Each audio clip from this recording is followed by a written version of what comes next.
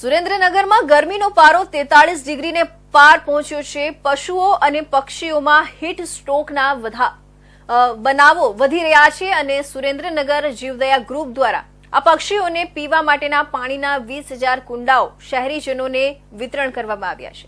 મોટા પશુઓને પીવા માટેના પાણીની ચાટો પણ વિતરણ કરવામાં આવી રહી છે। ગરમીમાં ચકલી ઘરો તેમજ ખોરાકની વ્યવસ્થાની પક્ષીઓ ખાસ કરીને ઉપલબ્ધ વ્યવસ્થા કરાઈ રહી છે। રોજના 50 થી વધુ પશુઓ અને પક્ષીઓ હીટ સ્ટ્રોકનો શિકાર બની રહ્યા છે। માનવ જનજીવન સાથે પશુ અને પક્ષીઓનું જીવ ધોરણ અસ્તવ્યસ્ત બન્યું છે।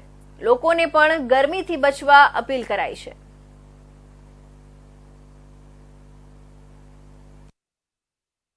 ચેરિટેબલ ટ્રસ્ટમાં હું પશુ ચિકિત્સક તરીકે સેવા આપું છું અને હાલના તબક્કામાં હાલના સમયમાં સુરેન્દ્રનગર હોટેસ્ટ સિટીમાં આવી જાય છે અને એમાં ખાસ કરીને માણસોને તો અસર થાય જ છે જે લોકો બહાર નીકળતા હોય ને, પણ પશુ પક્ષીઓ અને ખાસ કરીને પક્ષીઓમાં આની અસર બહુ વિપરીત જોવા મળે છે। અમે લોકોને અપીલ કરીએ છીએ કે તમારા ઘરની આજુબાજુ પાણીના કુંડા, પાણીની ટાંકીઓ ઠંડા પાણીથી ભરી રાખો। પશુ પક્ષીઓને પીવું હોય ત્યારે પી શકે। એટ લીવ વોટર સપ્લાય જેને કહી એ રીતે આપવું પડે અને કોઈ પક્ષી બીમાર પડી ગયું હોય, ન ઉડી શકતું હોય અથવા ઘાયલ થયું હોય તો જીવદયા ચેરિટેબલ ટ્રસ્ટને ફોન ઉપર સંપર્ક કરે। અમારા સ્વયંસેવકો ત્યાં આવીને પશુઓને લઈ જઈ યોગ્ય માવજત સાથે અહીંયા એને રાખવામાં આવશે।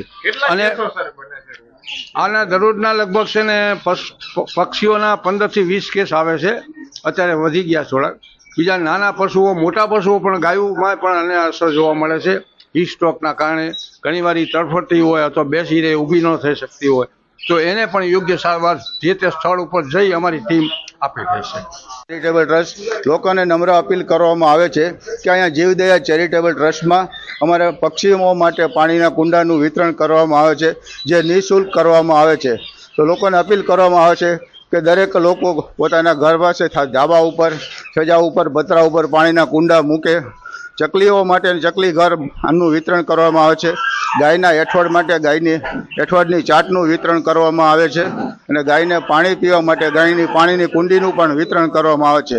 આ બધી સેવા જીવદયા ચેરિટેબલ ટ્રસ્ટ તરફથી નિઃશુલ્ક કરવામાં આવે છે અને લોકોને પાણીના કુંડા લેવા જે આવે, ચકલી ઘર લેવા આવે તેમને અમે કીડિયારાની બોટલ પણ આપી છે અને કહી છે કે રોજ કીડિયારું પૂરવા તેનાથી સારું એક બોટલમાંથી હજારો લાખો કીડીઓને ખાવાનું મળી રહે છે અને કીડીઓ જ આ કુદરતી વાતાવરણ બનાવે છે, ઝાડ પેડ બનાવે છે।